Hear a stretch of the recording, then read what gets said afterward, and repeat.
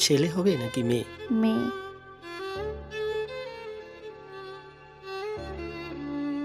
আমি তোমার জন্য পোহা বানিয়েছি, তোমার খুব পছন্দ না? দাঁড়াও, এখনই নিয়ে আসি। এই নাও, খাও।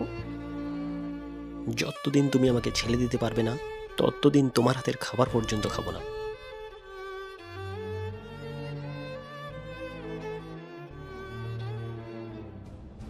ভাই নে, মিষ্টি মুখ কর। আমার ঘরে লক্ষ্মী এসেছে।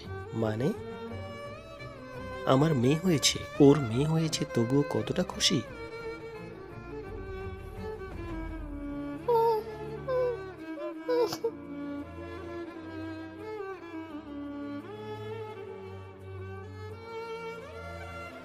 এটা তুমি কি করলে পূজা? আমি ছেলে পাওয়ার আশায় তোমাকেও হারিয়ে ফেললাম। পারলে আমাকে ক্ষমা করে দিও।